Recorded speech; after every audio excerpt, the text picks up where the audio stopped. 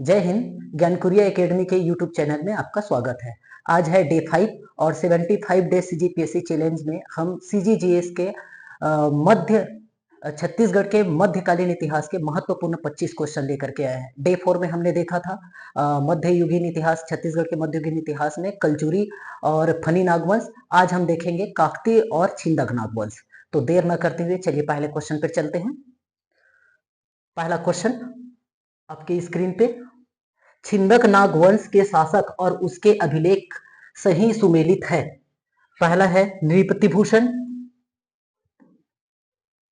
एराकोट का तेलुगु अभिलेख, जगदेव भूषण, राजपूत ताम्रपत्र, मधुरांतक देव, बारसूर शिलालेख और इनमें से सभी। तो पहले की बात करें, नृपतिभूषण के बारे में बात करें तो इनकी जो जानकारी है हमको एराकोट के तेलुगु अभिलेख से इनकी जानकारी मिलती है। मतलब ऑप्शन ए जो है वो सही सुमेलित है। जगदेव भूषण की बात करें तो जगदेव भूषण जो है वो बारसूर शिलालेख में इनकी जानकारी है और मधुरांतक देव का जो अभिलेख है वो राजपूत ताम्रपत्र है। इसका मतलब यह है कि बी और सी जो है वो सुमेलित नहीं है।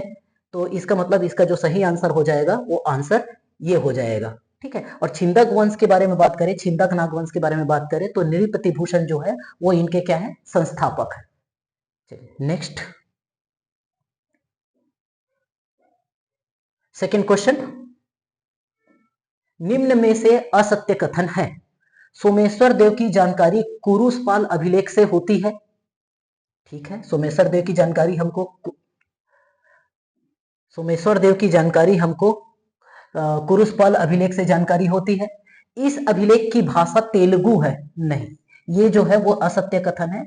इसकी भाषा जो है वो क्या है, संस्कृत है। तो इसके कारण ये वाला जो कथन है वो असत्य हो जाएगा, ये जो हो जाएगा सत्य। इसमें कौशल शब्द का उल्लेख 2 बार है क्योंकि सोमेश्वर देव ने क्या पृथ्वीदेव प्रथम को पराजित किया था। ठीक है, मतलब रतनपुर अभियान पे कौशल का उल्लेख है। तो एक बार उल्लेख रतनपुर अभियान में है और दूसरी बार उल्लेख इन्होंने कौशल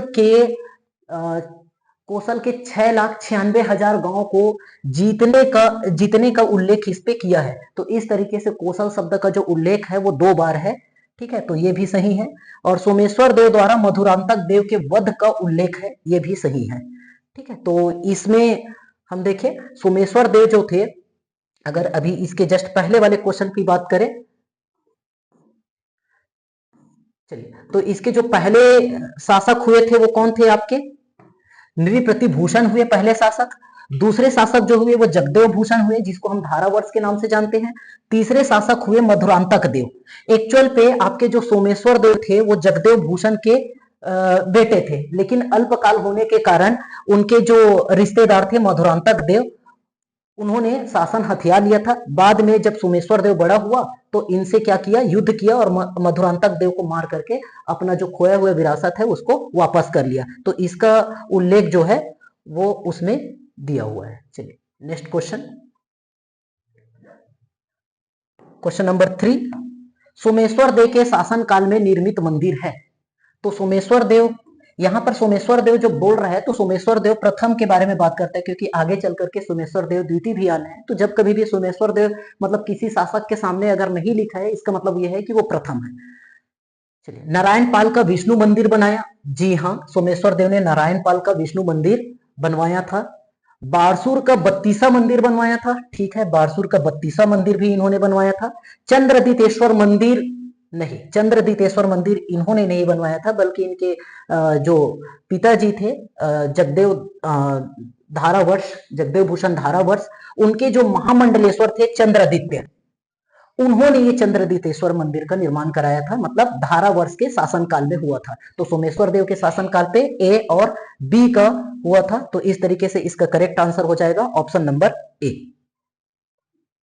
चलिए नेक्स्ट क्वेश्चन आपकी स्क्रीन पे, कलचुरी शासक पृथ्वीदेव के सामंत जगपाल देव ने 1145 ईस्वी चक्रकोट पर आक्रमण कर किस शासक को पराजित किया था। चलिए इसके बारे में बात करें तो हम लोग देखे थे पृथ्वीदेव द्वितीय के बारे में। तो सबसे पहले हम लोग एक देखते हैं सोमेश्वर देव। ठीक, सोमेश्वर देव के बारे में बात करें तो सोमेश्वर देव ने रतनपुर में किसको पराजित किया था, तो आरपीजे पृथ्वीदेव प्रथम को पराजित किया था। किनको पराजित किया था, पृथ्वीदेव प्रथम को पराजित किया था। लेकिन पृथ्वी देव के बाद अगला जब जाजल्य देव आया तो जाजल्य देव से ये क्या हो गए, हार गए। मतलब जाजल्य देव जो है वो क्या हो गया, जीत गया। सोमेश्वर देव हार गया और सोमेश्वर देव को बंदी बनाकर ले गए थे किस, कौन, जाजल्य देव। और उनकी माता गुंड महादेवी, मतलब सोमेश्वर देव की माता गुंड महादेवी के कहने पर जाजल्य देव ने फिर उनको परिवार से ही छोड़ दिया। ठीक है, तो जाजल्य देव जीत गए थे। अब क्या हुआ, जैसे ही जीता है तो अब इस क्षेत्र में वो क्या लगाएंगे, कर लगाएंगे, क्योंकि अब ये उनके अधीन हो गए। सोमेश्वर देव वाला जो वंश है वो जाजल्य देव मतलब कलचुरी के क्या हो गए, अधीनस्थ हो गए। तो इसी कड़ी में जाजल्य देव के बाद फिर से रत्नदेव आ जाएगा, फिर पृथ्वीदेव आ जाएगा, रत्नदेव और फिर पृथ्वीदेव सेकेंड आ जाएगा। लेकिन इस समय इनके जो सोमेश्वर देव के जो वंशज थे, ठीक है, उन लोगों ने क्या कर दिया, आपका टैक्स देने से इनकार कर दिया। तो पृथ्वीदेव सेकेंड ने क्या किया, अपने सामंत जगपाल देव को भेजा किस क्षेत्र पे, आपके इधर छिंदक नागवंश क्षेत्र पे, और क्या किया, कन्हर देव पर फिर क्या कर दिया, आक्रमण कर दिया। तो इसका जो सही आंसर हो जाएगा क्या हो जाएगा आपका, कन्हर देव हो जाएगा। चलिए next question, question number 5, Bastar के छिंदक नागवंश के शासकों का सही क्रम है। चलिए, तो बस्तर के नागवंश के शासकों का सही क्रम है। तो इसके पहले हम लोगों ने देखा था नृपति भूषण देखा था, धारावर्ष देखा था। ठीक है, धारावर्ष के बाद हम लोगों ने सोमेश्वर देव देखा था, सोमेश्वर देव के बाद आपका कन्हर देव आ जाएगा, कन्हर देव के बाद आप कन्हर देव के बाद आपका जयसी देव आ जाएगा, जयसी देव के बाद आपका नरसी देव आ जाएगा, नरसी देव के बाद आपका हरिश्चंद्र देव जो थे इस वंश के आखिरी शासक थे। तो ऑप्शन नंबर आपका हो जाएगा ए से स्टार्ट होकर के डी पे फिनिश होने वाला, A B C D, option number A इसका सही आंसर होगा। चलिए नेक्स्ट क्वेश्चन, निम्न में से असत्य कथन है। असत्य कथन के बारे में बात कर रहे हैं, टेमरा के सती अभिलेख में राजा हरिश्चंद्र का उल्लेख है।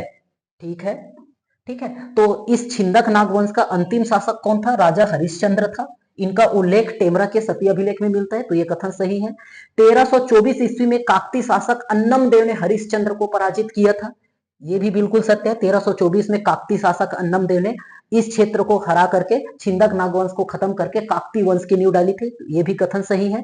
ठीक है, तीसरा कथन, राजकुमारी चमेली देवी का विवाह अन्नम देव से हुआ था, ये वाला जो कथन है, ये कथन जो है वो असत्य है। ठीक है, तो इस तरीके से हम देखें तो कथन 1 और 2 जो है वो सत्य है, और कथन 3 जो है सी जो है वो क्या है, असत्य है। हमको बताना था असत्य कथन, असत्य कथन मतलब केवल सी, ऑप्शन नंबर बी जो होगा इसका सही आंसर होगा। हम बात करें राजकुमारी चमेली देवी के बारे में, तो ये छिंदक नागवंशी शासक हरिश्चंद्र की क्या थी, बेटी थी। कौन थी, बेटी। जब इस क्षेत्र में मतलब वारंगल क्षेत्र से अन्नम देव का आगमन हुआ, अन्नम देव का जब आगमन हुआ तो आगे बढ़ते बढ़ते ये पहुंच गए कहां पर, आपका इस क्षेत्र में पहुंच गए, दंतेवाड़ा क्षेत्र में। दंतेवाड़ा में ही इनका शासन था, किनका, हरिश्चंद्र का शासन था दंतेवाड़ा में। और अन्नम देव जो है वो नारायणपुर बीजापुर होते हुए आपके दंतेवाड़ा पहुंचे वारंगल से, और उस समय उन्होंने छोटे छोटे राज्यों को जीतते हुए आगे बढ़ रहे थे और अपना एक नया शासन क्षेत्र बना रहे थे। इसी कड़ी में दंतेवाड़ा पहले पहुंचने वाले थे, उनके पहले ही इन्होंने हरिश्चंद्र के बारे में सुन लिया था, और ये भी ज्ञात था उनको कि हरिश्चंद्र की एक बेटी है जो कि बहुत सुंदर है।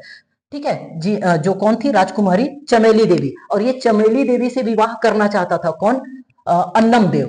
लेकिन जैसे ही यहाँ पर पहुंचे हरिश्चंद्र से इनका युद्ध हुआ, हरिश्चंद्र युद्ध में मारे गए। जैसे ही हरिश्चंद्र युद्ध में मारे गए तो चमेली देवी ने मोर्चा संभाला। चमेली देवी जो है वो आपके अन्नम देव के योद्धाओं के साथ लड़ते रहे, और जब उनको लगा कि अब मैं नहीं जीत पाऊंगी, और अन्नम देव का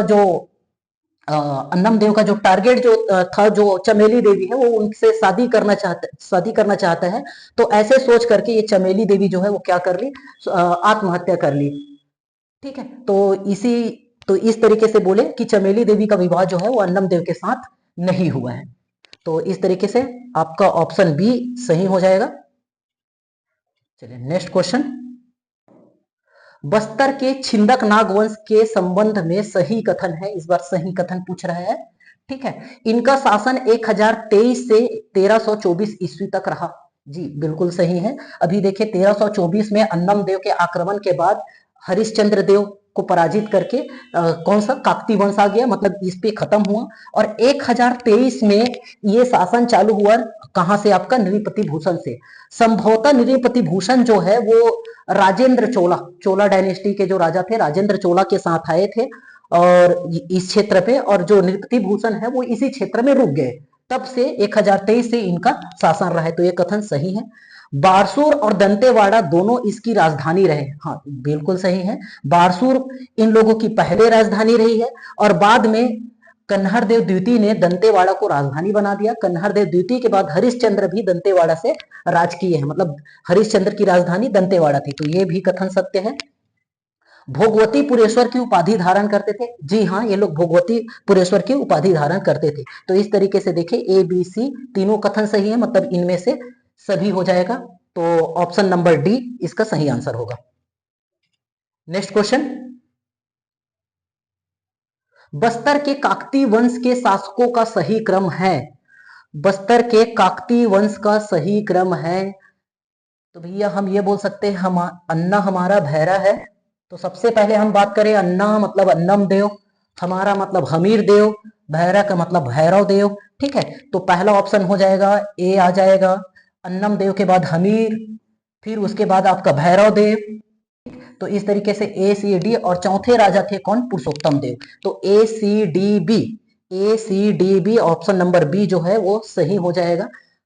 अगर काकती वंश के बारे में बात करें तो अभी हम लोगों ने तो देखा कि हरिश्चंद्र को हरा करके अन्नम देव जो थे वो इस क्षेत्र के क्या हुए, संस्थापक हुए, ठीक है। अन्नम देव को अन्नम राज के नाम से भी जाना जाता है, ठीक। पुरुषोत्तम देव के बारे में बात करें तो पुरुषोत्तम देव जो ऐसे ये इस वंश के चौथे राजा है।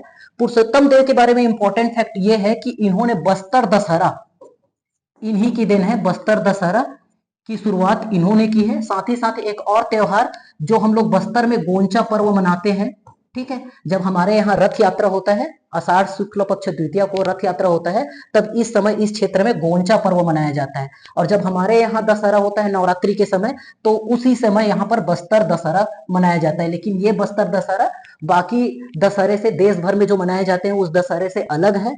ये बस्तर दशहरा कुल 75 दिनों तक चलता है, ठीक है। तो इसके बारे में अलग एक वीडियो अलग से बनेगा। चलिए, तो इसका सही आंसर है ऑप्शन बी। नेक्स्ट क्वेश्चन, निम्न में से किस काकती शासक के समय गोलकुंडा के मोहम्मद कुली कुतुब शाह की सेना ने बस्तर पर आक्रमण किया था, ठीक है। तो इसके बारे में देखें तो कुतुब शाह, मोहम्मद कुली कुतुब शाह ये कहाँ के शासक थे, गोलकुंडा के थे। तो बस्तर में इन्होंने आक्रमण किया था, किनके समय में आक्रमण किया था, तो इन्होंने आक्रमण किया था प्रताप राजदेव के समय में आक्रमण किया था। तो ये जब, लेकिन ये जो बस्तर का काकती वंश का जो राजधानी रहा है या बस्तर जो क्षेत्र है वो सभी तरफ से हम एक तरीके से देखें प्राकृतिक रूप से किलेबद्ध है, मतलब पहाड़ नदियों से घिरा हुआ क्षेत्र है, मतलब इस क्षेत्र पे विजय पाना लगभग नामुमकिन सा था, ठीक है। तो इस तरीके से ये लोग बहुत अच्छे अच्छे शासक हुए हैं मोहम्मद कुली कुतुब शाह, फिर भी से ये नहीं जीत पाए और ये आक्रमण क्या रहा, असफल रहा, काकतियों की जीत हुई इस पे। चलिए नेक्स्ट क्वेश्चन, निम्न में से किस काकती शासक ने चंदेल मामा की हत्या कर सत्ता प्राप्त की थी। चंदेल मामा, अब ये इंपॉर्टेंट फैक्ट आ जाएगा, ठीक है। तो इसके लिए थोड़ा सा हम लोग देखते हैं चंदेल मामा के संदर्भ में। राजपाल देव, दलपत देव, अजमेर सिंह, दरिया देव। तो आगे देखें हम लोग, तो राजपाल देव के बारे में बात करें तो राजपाल देव के शासन के समय राजपाल देव की 2 रानियां थी, ठीक है। एक का नाम था चंदेलिन और एक का नाम था बघेलिन। राजपाल देव के चंदेलिन और बघेलिन, ठीक। इस चंदेलिन के बेटे हुए कौन, दलपत देव। दलपत देव चंदेलिन के बेटे थे और बघेलिन जो रानी थी उनके बेटे हुए दाखिन सिंह, ठीक। तो इस तरीके से देखिए राजपाल देव की रानी थी कौन, चंदेलिन और बघेलिन, और इसका बेटा कौन हुआ, दलपत देव, और इसका बेटा कौन हुआ, दाखिन सिंह। एक्चुअल में राजपाल देव की जो पहली रानी थी वो बघेलिन थी, ठीक, तो दलपत राजपाल देव के बाद जो शासन मिलना था वो दाखिन सिंह को मिलना था, लेकिन बघेलिन के साथ साथ चंदेलिन ये दूसरी रानी थी, इनका बेटा कौन था, दलपत देव, लेकिन ये चंदेलिन थोड़ी सी ये बोल सकते हो होशियार थी, तो इन्हीं का एक भाई था कौन, चंदेल, तो इसके लिए ये किस नाम से जाना गया, चंदेल मामा के नाम से जाना गया। ठीक है, तो चंदेल मामा कौन बोलेंगे, दाखिन बोलेंगे और दलपत बोलेंगे। राजपाल देव का तो ये चंदेल मामा क्या था, साला था, तो ये तो नहीं होगा। ठीक है, दलपत देव इस दाखिन से ऑप्शन पे है ही नहीं, तो दलपत देव इसका सही आंसर होगा। ठीक है, और अजमेर सिंह दरिया देव के बारे में बात करें तो ये दोनों इसके बेटे थे, अजमेर सिंह और दरिया देव। तो दलपत देव, अब यहां पर होता क्या है, चंदेलिन के समय में अभी तक काकती साम्राज्य चल रहा है, काकती वंश चल रहा है। अब यहां पर थोड़े अल्प समय के लिए ये जो काकती वंश है वो खंडित हो जाएगा। ठीक है, क्यों खंडित हो जाएगा, क्योंकि जब ये राजपाल देव की मृत्यु होगी उस समय ये दलपत देव जो था वो अल्प आयु का था। ठीक है, दाखिन थोड़ा सा बड़ा था, तो चंदेल ने क्या बोला, चंदेल मामा ने, उनका नाम तो उल्लेखित नहीं है कि वो ओरिजिनल नाम उनका क्या है, चंदेल क्षेत्र का था, जैसे शकुनी गंधार का था लेकिन उनका नाम शकुनी था तो शकुनी मामा के नाम से जानते हैं, है ना, गंधार मामा नहीं बोलते वैसे ही, लेकिन इसमें चंदेल मामा के नाम से बोलते हैं, चंदेलिन का भाई चंदेल मामा। ठीक है, तो चंदेल मामा ने क्या बोला चंदेलिन को कि एक काम करो, अभी दलपत देव जो है वो अल्प आयु का है, अभी शासन मुझे दे दो। ठीक है, मैं शासन संभाल लेता हूं, अगर मैं शासन नहीं संभालूंगा तो बघेलिन का बेटा दाखिन सिंह शासन पे आ जाएगा, और अगर दाखिन सिंह एक बार शासक बन गया, राजा बन गया, तो दलपत देव भी कभी राजा नहीं बन पाएगा। तो अभी अल्प कुछ समय के लिए मुझे दे दो, जिस समय दलपत देव बड़ा हो जाएगा उस समय इनको शासन वापस लौटा दूंगा। तो इस तरीके से ये चाल रच करके चंदेलिन के थ्रू चंदेल मामा ने शासन क्या कर लिया, हथिया लिया। लेकिन जब दलपत देव वयस्क हुआ तब चंदेल मामा जो है वो इनको शासन दे नहीं रहे थे, इसीलिए दलपत देव ने क्या कर दिया, चंदेल मामा का हत्या कर दिया और शासन अपने हाथ पे ले लिया। तो इसका जो सही आंसर होगा option B. Next question, Maratha अधीन पहले काकतीय शासक है। अब यहां पर मराठा अधीन की बात कर दिया है, अभी तक काकती जो थे वो स्वतंत्र थे, काकतियों को देखो गोलकुंडा के शासक जो है वो हरा नहीं पाए, है ना, और बहुत सारे उधर हम उड़ीसा के जयपुर वाले शासक के बारे में बात करें, विक्रम देव, वो भी लगातार इन पे नजर रखे रहते थे लेकिन वो भी नहीं हरा पाए। ठीक है, तो कभी ना कभी अब ये तो अधीन हुए, इसका मतलब यहाँ पर किसके अधीन हो गए, मराठों के अधीन हो गए। तो मराठों के अधीन पहले काकती शासक के बारे में बात करें तो कौन है ये, तो इसका जो सही आंसर हो जाएगा आपका दरियादेव। दरियादेव के बारे में बात करें कि किस तरीके से ये जो अधीन हो जाएंगे ये, तो यहां पर मराठों के अधीन पहले काकती शासक दरियादेव। तो दरियादेव के बारे में हम बात करें तो दलपत देव था, दलपत देव के बाद इनके दो बेटे हुए दलपत देव के, एक था अजमेर सिंह और दूसरे का नाम था दरियादेव। ठीक, दरियादेव, दलपत देव की मृत्यु के पश्चात अजमेर सिंह जो है वो क्या बन गए, शासक बन गए। लेकिन अजमेर सिंह और दरियादेव दोनों दलपत के जरूर बेटे थे, लेकिन दोनों जो थे वो सौतेले भाई थे, इसलिए दरियादेव चाहता था कि वो क्या करे, अजमेर के जगह शासक वो बने। लेकिन जनता जो चाहता था, ये ठीक भल्लाल देव और बाहुबली वाला किस्सा है, जैसे जनता जो है वो बाहुबली को पसंद करते थे, वैसे ही जनता जो है यहाँ पर अजमेर सिंह को पसंद करते थे, दरियादेव को पसंद नहीं करते थे। लेकिन दरियादेव जो है वो शासक बनना चाहता था, तो अजमेर सिंह बन गए शासक, और इसी कड़ी में दरियादेव ने क्या कर दिया, विद्रोह कर दिया, मतलब यहां पर। लेकिन जनता इनके साथ थे, अजमेर के साथ, तो इसी समय में दरियादेव के विरुद्ध इन लोगों ने क्या किया, विद्रोह किया। उस विद्रोह को हम लोग हलवा विद्रोह के नाम से जानते हैं। लेकिन अब यहां पर बात बनेगी तो दरियादेव ने क्या कर दिया, दरियादेव ने षड्यंत्र रचा, अकेले तो हरा नहीं पाया किसको, अजमेर सिंह को। तो ये जो है दरियादेव जो है वो मराठों से मिल गए, ठीक, दरियादेव जो है वो अंग्रेजों से मिल गए, और दरियादेव जो है वो जयपुर के शासक विक्रम से मिल गए। जयपुर मतलब आपका उड़ीसा का जो क्षेत्र है जयपुर, उस वाले, तो विक्रम मतलब जयपुर के शासक, अंग्रेजों के शासक और मराठों, उस समय तीनों से मिल करके तीन तरफ से इनको लेकर के षड्यंत्र पूर्वक युद्ध रच करके अजमेर सिंह को क्या किया, पराजित किया। तो इस तरीके से दरियादेव ने अब इन तीनों से हाथ मिलाया है, तो कोई भी फ्री में तो काम करने वाला नहीं है, ठीक है। तो इन तीनों को कुछ ना कुछ देने का इनका बात हुआ था। तो अंग्रेजों के समय, उस समय जॉनसन थे, तो अब ये उस समय की बात है जब अभी आपका 1857 की पहले की बात है। तो अभी ट्रेड चल रहा है, तो ट्रेड करने के लिए इनको परमिशन दिया, अगर मैं यहां पर रहूंगा तो आप आसानी से ट्रेड कर सकते हो। इनके लिए मराठों से क्या किया कि मैं आपको वार्षिक टकोली दूंगा, ठीक है, मतलब टैक्स देना। और विक्रम के साथ समझौता किया कि वो जयपुर से जो सटा हुआ जो क्षेत्र है वो मैं आपको सौंप दूंगा। तो इस तरीके से इनको कुछ क्षेत्र दे दिए, इनको व्यापार के लिए दे दिए, और मराठों के अधीन रहे, ठीक है, मतलब मराठों को ये क्या देते रहे, टैक्स देते रहे। तो इस तरीके से देखे कि मराठों के अधीन शासक जो हुए कौन हुए, दरियादेव हुए। चलिए नेक्स्ट क्वेश्चन, निम्न में से सत्य कथन है। सत्य कथन के बारे में बात कर रहे हैं। दलपत देव के शासन काल में भोसला सेनापति नीलू पंत ने आक्रमण किया था। जी हाँ, ये बिल्कुल सही है। अभी दरियादेव के पहले दलपत देव के शासन में भी भोसला सेनापति नीलू पंत ने आक्रमण किया था, और नीलू पंत जो है वो असफल हुए, ठीक है। दूसरे बार में सफल हुए, लेकिन पहले बार में क्या हुए, असफल हुए, क्योंकि सिर्फ और सिर्फ क्या थे वहां पर, भोसला मतलब मराठे थे, ठीक। ये हो गया। इन्हें बस्तर क्षेत्र में क्रांति का मसीहा कहा जाता है। किनको, दलपत देव के बारे में बात हो रही है, नहीं, ये गलत है। बस्तर क्षेत्र में क्रांति का मसीहा दलपत देव के बेटे अजमेर सिंह को कहा जाता है, क्योंकि इन्हीं के समय में क्रांति चालू हुआ, ठीक। इनके शासन में 1774 में हलवा विद्रोह हुआ, ठीक है।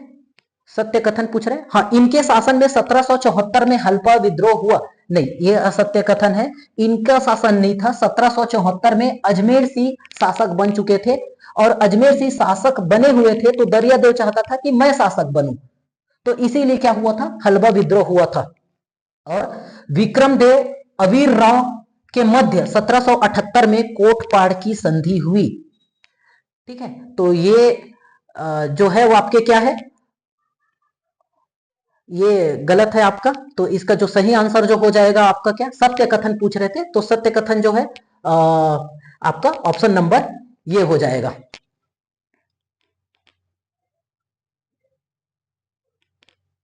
चलिए नेक्स्ट क्वेश्चन, निम्न में से किनके शासनकाल में बस्तर छत्तीसगढ़ का अभिन्न अंग बना। अब ये महत्वपूर्ण क्वेश्चन हो गया। अब इस क्वेश्चन का जो हम लोगों ने एनालिसिस किया, पहले क्वेश्चन का जो एनालिसिस किया था वही इसका आंसर है कि किनके शासन काल में बस्तर छत्तीसगढ़ का अभिन्न अंग बना, ठीक है। तो इसके पहले जब हम लोग प्राचीन काल से देखते आ रहे हैं, बस्तर जो है वो अलग क्षेत्र होता था, और ये कोसल वाला जो क्षेत्र है वो अलग अलग क्षेत्र होता था। कोसल, दक्षिण कोसल इनके नाम से जाना जाता था, ये दंडकारण्य या कांतार, महाकांतार के नाम से जाना जाता था। कभी भी इन दोनों की प्रशासनिक व्यवस्था एक नहीं रही है, मतलब एक सरकार, एक शासन दोनों को कंट्रोल नहीं कर रहा था, हमेशा से दोनों का कंट्रोल अलग अलग लोगों के हाथ में रहा। तो इस तरीके से हम छत्तीसगढ़ जब बात करते हैं तो इस क्षेत्र को पहले से छत्तीसगढ़ हम समझते रहे, लेकिन ये वाला क्षेत्र बस्तर क्षेत्र जो था वो क्या था, अलग था। पहली बार ये दोनों शासन किनके कारण आया, तो वो आया भैया आपका दरियादेव के कारण। क्यों, क्योंकि छत्तीसगढ़ में इधर मराठों का शासन था,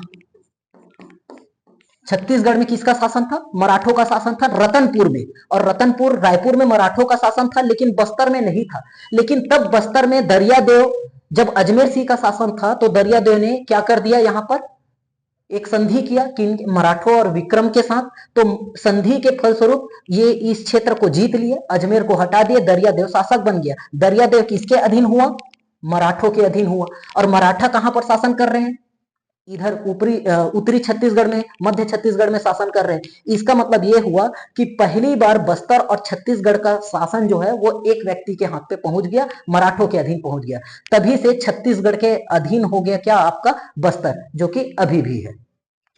अगर उस समय नहीं हुआ रहता तो हो सकता है संभवतः बस्तर अलग से राज्य होता, हो सकता है साउथ में चले जाया रहता। चलिए, तो इसका सही आंसर है क्या, ऑप्शन ए। चलिए नेक्स्ट क्वेश्चन, मराठा शासक वेंकोजी के सेनापति रामचंद्र बाघ ने किस काकतीय शासक को पराजित किया। चलिए, ये भी अच्छा क्वेश्चन है। चलिए, अब हम बात करें दरियादेव के बारे में। तो दरियादेव ने किससे यही भोसला शासन से क्या कर लिया था, संधि कर लिया था। संधि के तहत दरियादेव जो है वो उनको हर साल 59,000 टकोली जो है वो टैक्स के रूप में देता था। तो दरियादेव ने तो दिया, ठीक है, लेकिन दरियादेव के बाद जो आने वाले जो शासक हुए वो महिपाल हुए, भूपाल हुए और भैरमदेव हुए। तो दरियादेव जब तक थे तब तक वो क्या कर रहे थे, टकोली दे रहे थे, टैक्स दे रहे थे। लेकिन दरियादेव के बाद जब महिपाल देव आए तो उन्होंने क्या कर दिया, टैक्स देना क्या कर दिया, बंद कर दिया। तो उसके बाद वेंको जी के जो ने देखा कि टैक्स, इस क्षेत्र से टैक्स आता था, अब टैक्स नहीं मिल पा रहा है। तो टैक्स नहीं मिल पा रहा है तो उन्होंने क्या किया, अपने सेनापति रामचंद्र बाग को क्या किया, इस क्षेत्र में भेजा टैक्स लेने के लिए। और नहीं देने के कारण इनसे क्या किया, युद्ध किया, जिसमें इनकी पराजय हुई, रामचंद्र बाग जीत गया और फिर से उनको टकोली देना वापस पड़ा। चलिए, तो इसका सही आंसर हुआ महिपाल देव।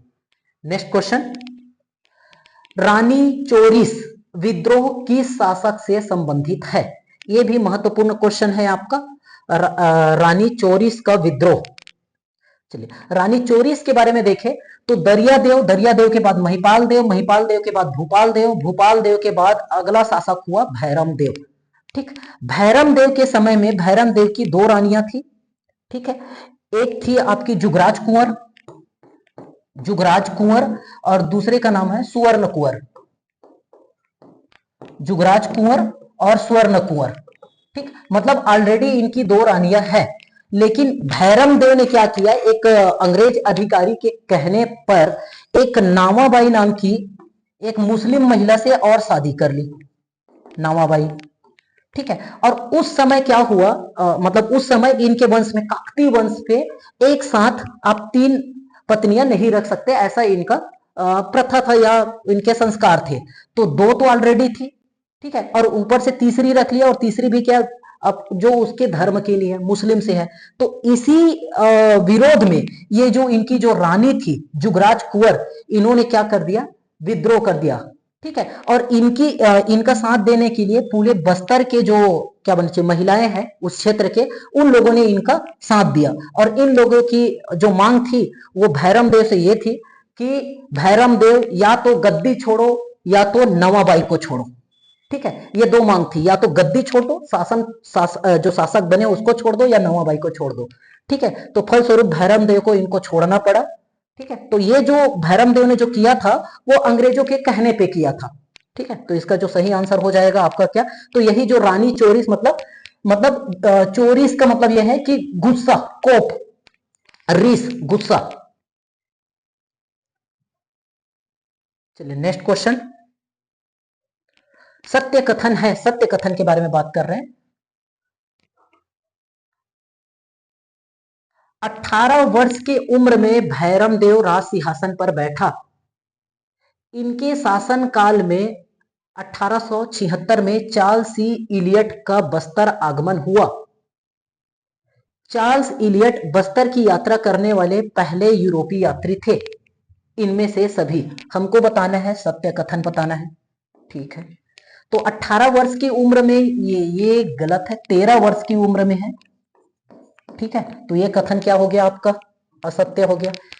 इनके शासन काल में 1876 में चार्ल्स सी इलियट का बस्तर आगमन हुआ। चार्ल्स सी इलियट का बस्तर आगमन तो हुआ था, लेकिन ये 76 नहीं 56 होना चाहिए। ठीक है, तो ये कथन आपका क्या है, असत्य है। चार्ल्स इलियट बस्तर की यात्रा करने वाले पहले यूरोपीय यात्री थे। जी हाँ, चार्ल्स इलियट जो है बस्तर की यात्रा करने वाले पहले यूरोपीय यात्री थे। ठीक है, इसके पहले 1795 में, कब, 1795 में जेडी ब्लंट नाम का एक यात्री आया था। ठीक है, लेकिन वो जो है वो भोपालपट्टनम, मतलब आपका ये जो छत्तीसगढ़ में हम बात करें, इधर इस क्षेत्र में बीजापुर वाले तरफ, ठीक है, ये आपका पहला शहर पड़ता है भोपालपट्टनम, इधर से इंटर कर रहा था। तो भोपालपट्टनम पहुंचने के पहले ही वहां के आदिवासियों ने उनका विद्रोह कर दिया था, जिसको हम लोग भोपालपट्टनम संघर्ष के नाम से जानते हैं। तो इसका मतलब यह है कि जेटी ब्लंट जो है वो बस्तर पहुंचा ही नहीं था। ठीक है, तो यहां पर बस्तर के यात्रा करने वाले चार्ल्स इलियट जो थे वो क्या थे, पहले यूरोपीय यात्री थे। तो इसका जो सही कथन हो जाएगा option C. Next question, Rudra Pratap Dev को सेंट ऑफ जेरूशलम कहा गया है। असत्य बताना है आपको, असत्य कथन बताना है। रुद्र प्रताप देव को सेंट ऑफ जेरूशलम कहा गया है, ठीक है, कहा गया है। इनके शासनकाल में भूमकाल विद्रोह हुआ था। रुद्र प्रताप देव 1910 में भूमकाल विद्रोह हुआ है, जी ये भी सही है। इनके शासन में घैटी पोनी प्रथा प्रचलित नहीं थी, बोल रहे नहीं थी, ये शब्द गलत हो गया। इनके शासन काल में घैटी पोनी प्रथा चलती थी, तो ये आपका असत्य कथन, ये सही नहीं है, ठीक है। इस प्रथा का उल्लेख ब्रिटिश अधिकारी चैपमैन या कैपमैन ने अपने 1898 के रिपोर्ट में बताया है, तो ये भी कथन आपका सही है। तो इस तरीके से देखिए असत्य कथन कौन सा है, ऑप्शन सी इसका सही आंसर हो जाएगा। चलिए इसके बारे में बात करें तो रुद्र प्रताप देव सेंट ऑफ जेरूशलम कहा गया है, बिल्कुल कहा गया है। क्यों कहा गया है, क्योंकि रुद्र प्रताप देव जो थे ना, वो क्या थे, जब ये अल्पकाल में थे तभी इनकी पिता भैरम देव की मृत्यु हो गई थी, ठीक है, लगभग ये 6 वर्ष के थे, ठीक है। तो इस समय इनके टाइम पीरियड पे ये शासन पे नहीं आए, ठीक।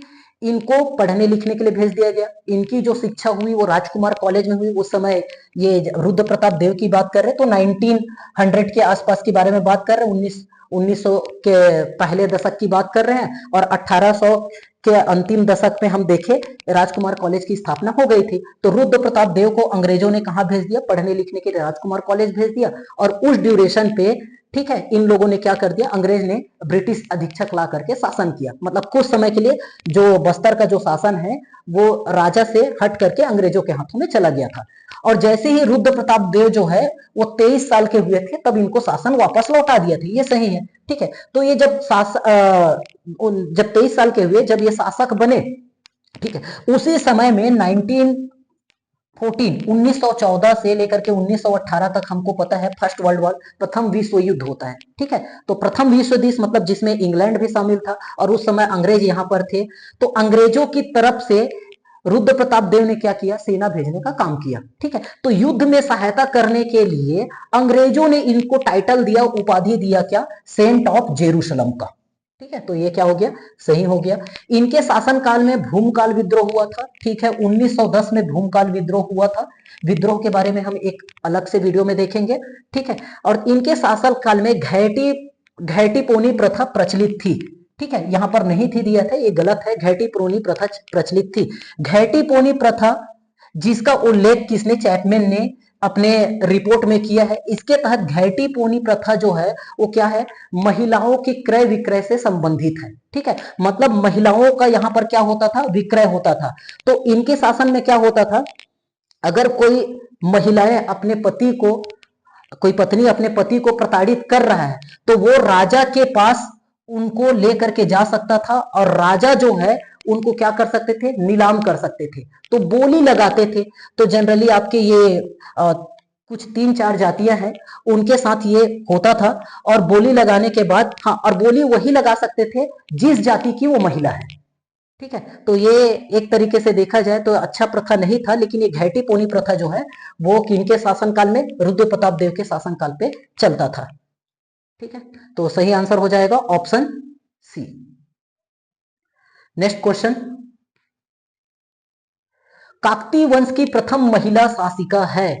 अब काकतीय वंश की ही नहीं अपितु ये छत्तीसगढ़ की महिला शासिका है, ठीक है। उसके बाद से अभी तक देखें तो छत्तीसगढ़ में अभी वर्तमान समय में भी देखें हमारे मुख्यमंत्री भी बन चुके हैं, पर एक भी मुख्यमंत्री हमारे अभी महिला मुख्यमंत्री नहीं हुए हैं, ठीक है। तो काकतीय वंश की प्रथम महिला शासिका, इवन छत्तीसगढ़ की प्रथम महिला शासिका जो है वो कौन है, प्रफुल्ल कुमारी देवी है।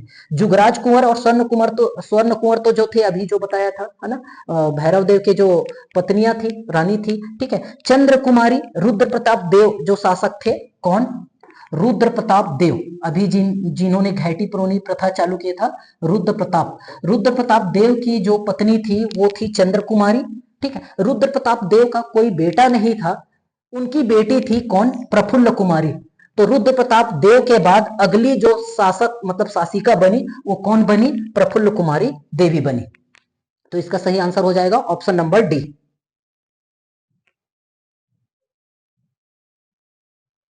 चलिए नेक्स्ट क्वेश्चन पूछ रहा है, अंतिम काकतीय शासक या शासिका कौन है। ठीक है, तो अभी हमने देखा रुद्र प्रताप देव ये पहले अभी शासक हुए। रुद्र प्रताप देव का कोई बेटा नहीं था, तो इसलिए प्रफुल्ल कुमारी देवी इनके नीचे। रुद्र प्रताप देव के बाद कौन? प्रफुल्ल कुमारी देवी आ गई, इनकी बेटी आ गई। ठीक है, अब इनकी बेटी जब थी तो उड़ीसा वाले जो क्षेत्र से मयूरभंज से एक प्रफुल्ल चंद्र भंजदेव, जो मयूरभंज के राजा थे, उनके भतीजे थे कौन? प्रफुल्ल चंद्र। तो इनके साथ इनका विवाह हुआ, किनका? प्रफुल्ल कुमारी देवी का। ठीक है, तो ये जो प्रफुल्ल चंद्र भंजदेव है वो प्रफुल्ल कुमारी के क्या है? हस्बैंड है, लेकिन शासक नहीं। शादी जरूर हुआ है लेकिन शासन किनके हाथ में था? प्रफुल्ल कुमारी के। ठीक है, अंग्रेज चाहते थे कि प्रफुल्ल चंद्र भंजदेव इधर आए ही ना, तो इन्होंने नियम बना करके ये रख दिया था कि भले वो आपके पति हो सकते हैं लेकिन प्रफुल्ल चंद्र भंजदेव को बस्तर आने से रोक लगा दिए थे। ठीक है, तो इन्हीं दोनों का बेटा था कौन? प्रवीर चंद्र भंजदेव। और यही जो हुए काकती वंश के अंतिम शासक हुए। तो काकती वंश के अंतिम शासक कौन हुए? प्रवीर चंद्र भंजदेव हुए। प्रवीर चंद्र भंजदेव ने ही क्या किया?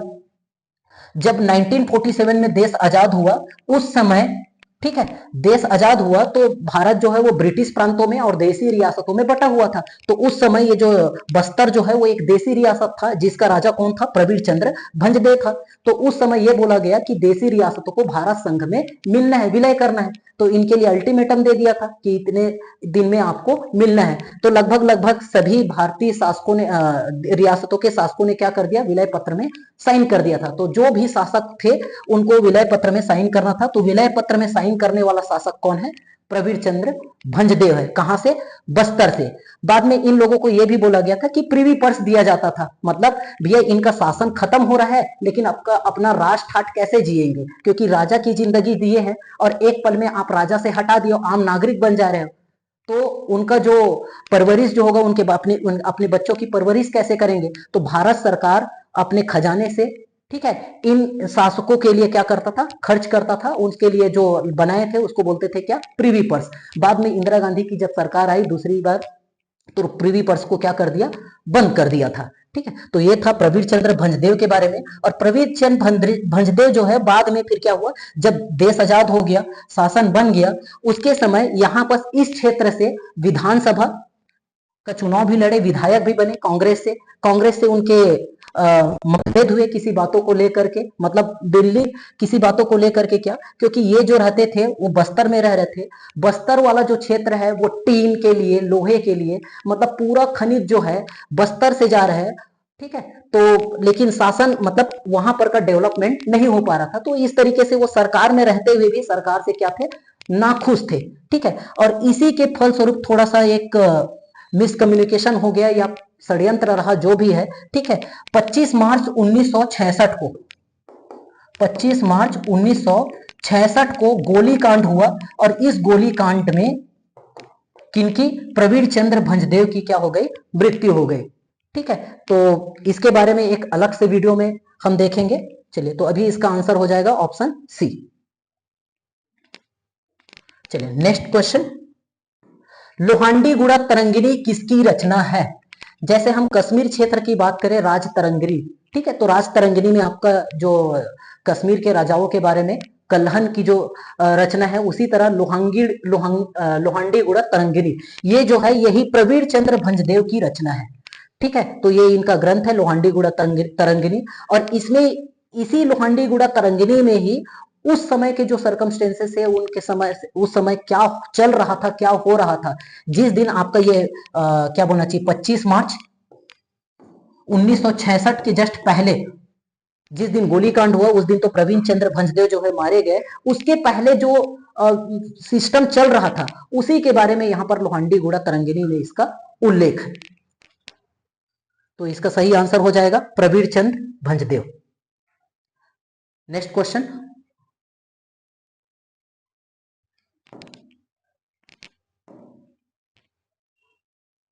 सत्य कथन है, सत्य कथन के बारे में बात कर रहे हैं। भोपाल देव के शासन काल में मेरिया विद्रोह हुआ था, बिल्कुल सही है, मेरिया विद्रोह हुआ था। नरबली प्रथा के आधार पर भोपाल देव पर अभियोग लगाया गया था, यह भी सही है, अभियोग लगाया गया था।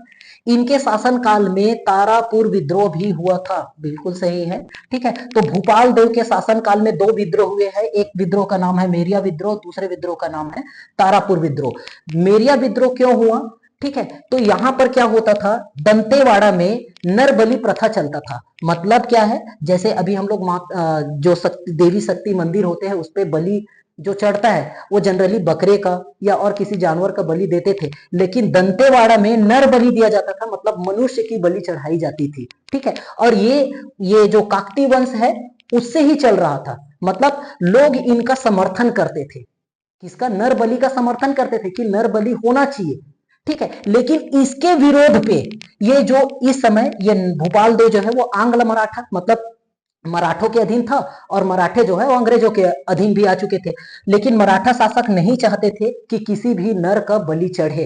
तो नर बलि इसके लिए नर बलि के लिए इन्होंने क्या कर दिया, भूपाल देव पर अभियोग लगा दिया। अभियोग का मतलब उनको पद से हटाना। जब किसी राष्ट्र का, देश का या किसी भी राज्य का जो उच्च पद पर राष्ट्र अध्यक्ष जो होता है उसके लिए महाअभियोग, जैसे हम लोग अभी राष्ट्रपति की बात करें तो राष्ट्रपति को पद से कैसे हटाया जा सकता है, तो राष्ट्रपति को पद से महाभियोग से हटाया जा सकता है। तो वैसे ही इसको भूपाल देव को राजा के पद से हटाने के लिए अभियोग लगाया गया था।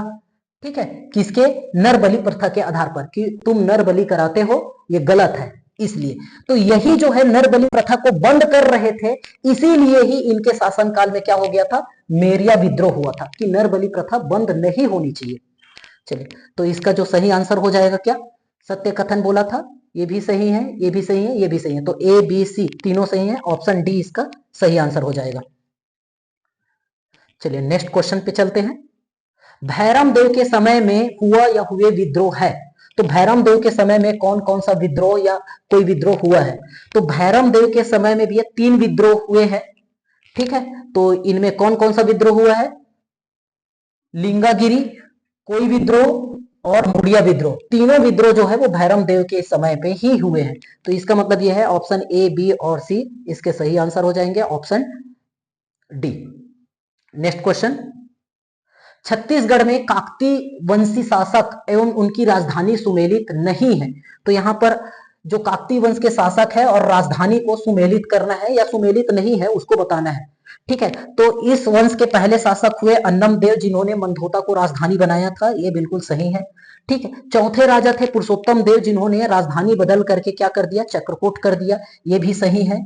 तीसरे शासक थे, अगले शासक थे दलपत देव। दलपत देव ने क्या कर दिया, जगदलपुर को अपना राजधानी बनाया था, ये भी बिल्कुल सही है। जगदलपुर के बारे में बात करें तो ये जो जगदलपुर है यही दल के नाम से पड़ा हुआ है। एक्चुअल में दलपत देव की जो राजधानी थी वो क्या थी, चक्रकोट थी, और इन्हीं के समय में एक क्वेश्चन पे हम लोगों ने पढ़ा है कि भास्कर सेनापति नीलू पंत ने क्या कर दिया था, आक्रमण कर दिया था। कहां पर? चक्रकोट पे। तो एक बार आक्रमण हो चुका था, दोबारा और हो सकता है, तो उससे अच्छा सुरक्षित जगह भी इनको देखना था। साथ ही साथ एक व्यक्ति थे जिनका नाम क्या था, जगतू महारा। जगतू महारा करके एक व्यक्ति था। ठीक है, वो कहां पर, वर्तमान का जो जगदलपुर है उस क्षेत्र के ये क्या थे, कबीले के ये शासक थे, मतलब राजा के अधीन ही थे, लेकिन उस समय इस क्षेत्र का जो शासक था वो कौन था, जगतू महारा, कबीलाई वाला जो था। ठीक है, और वहां पर जंगली जानवर का भी थोड़ा सा था, तो जगतू महारा के रिक्वेस्ट पे दलपत देव ने वहां पर एक नगर बसाया। ठीक है, तो इसीलिए जगतू महारा का जग और दलपत देव का दल दोनों को मिला करके क्या बन गया आपका, जगदल। और एक पुर के बारे में पहले ही बताया था कि पुर जो है वो पहले के नगर जहां पर बसते थे उसको पुर लिखते थे, तो ये क्या बन गया आपका, जगदलपुर। तो दलपत ने राजधानी किसको बनाया, जगदलपुर बनाया। और जगतू महाराज जो है मिर्गा आपका जो काछिन गादी है ना, काछिन देवी के ये लोग क्या थे, उपासक थे। तो काछिन देवी के उपासक थे, इसी के कारण क्या हुआ, जब पुरुषोत्तम देव ने बस्तर दशहरा चालू किया था तो बस्तर दशहरा में काछिन गादी का पर्व नहीं होता था, लेकिन जैसे ही दलपत देव आया, जगतू महाराज अपना हर काम किसको पूछ करके, मतलब काछिन देवी की पूजा करके करते थे, इसलिए बस्तर दशहरे की शुरुआत इनके बाद से काछिन गादी जो रस्म है वो जोड़ दिया गया। चलिए नेक्स्ट, दिक्पाल देव। दिक्पाल देव ने अपना राजधानी जो है वो बस्तर बनाया था, ये दंतेवाड़ा नहीं। दंतेवाड़ा जो है वो काकतीय इस वंश में आपकी राजधानी शुरू में थी। क्या बोलना चाहिए, किसकी राजधानी थी ये, छिंदक नागवंशियों की। बस दिक्पाल देव का जो राजधानी था वो क्या था, बस्तर था। तो सुमेलित नहीं है, तो ऑप्शन नंबर डी सुमेलित नहीं है। चलिए नेक्स्ट क्वेश्चन, सही सुमेलित नहीं है। शासक और शासनकाल के बारे में बात किया है तो अन्नमदेव पहले शासक थे, 1324 में इन्होंने चालू किया, 1369 तक रहे, बिल्कुल सही है। पुरुषोत्तम देव का कार्यकाल 1468 से लेकर के 1534 तक, ये भी सही है। नरसिंह देव का कार्यकाल 1558 से लेकर के 1602 तक, ये भी सही है। ठीक है, सही नहीं है वैसे एक्चुअल पे, आप इसको याद करना थोड़ा सा मुश्किल है, लेकिन आप जो गलत ऑप्शन से पकड़ सकते हैं, क्योंकि ये जो दी है दरियादेव 1731 से 1774 तक। अब आप याद रखेंगे 1774 में हलवा विद्रोह हुआ है और अजमेर सिंह के समय में हुआ है। ठीक है, अजमेर सिंह 1774 में शासक बने थे, हलवा विद्रोह हुआ, तो 1774 से पहले जो शासक थे उनके पिता थे कौन? दलपत देव। तो ये जो है वो क्या है? दरियादेव नहीं है, दलपत देव। तो करेक्ट आंसर क्या हो जाएगा आपका? Option number D.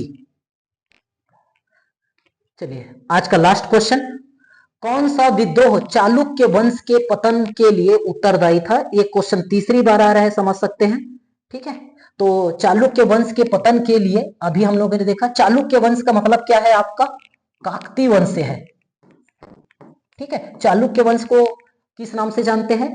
काकती वंश के नाम से जानते हैं। ठीक है, अभी भी बस्तर के लोकगीतों में अन्नमदेव जो है, जो इस वंश के संस्थापक है, उसको चालकी वंश के नाम से भी बोलते हैं। चालकी गीतों में, लोक गीतों में चालकी आ जाता है, एक्चुअल में है क्या? वो चालुक्य वंश है। ठीक है, तो ये जो विद्रोह है वो किसके लिए, कौन सा विद्रोह के बारे में हम बात करें तो ये है आपका हलवा विद्रोह। क्यों हलवा विद्रोह? क्योंकि 1774 में हलवा विद्रोह हुआ। शासन किनका था? अजमेर का था। अगर अजमेर का भाई दरियादेव यहां पर शासन हथियाना नहीं चाहता, अगर ये विद्रोह नहीं हुआ रहता, मतलब दरियादेव ने ये संधि नहीं किए रहती, तो अजमेर सिंह के बाद उनके जो आगे वंशज है वो आते रहते। मतलब एक तीन तरफ से अंग्रेज, उड़ीसा के जयपुर के शासक विक्रम और आपके मराठा, तीनों के कारण ही क्या हुआ, ये क्या बोलना चाहिए, सिलसिला टूटा और मराठों के अधीन आ गए। अगर ये विद्रोह नहीं हुआ रहता तो क्या हुआ रहता? काकती का शासन चलते रहता। तो इसके लिए जो उत्तरदायी था वो कौन था आपका? हलवा विद्रोह है। तो इसका जो सही आंसर हो जाएगा ऑप्शन नंबर डी हो जाएगा।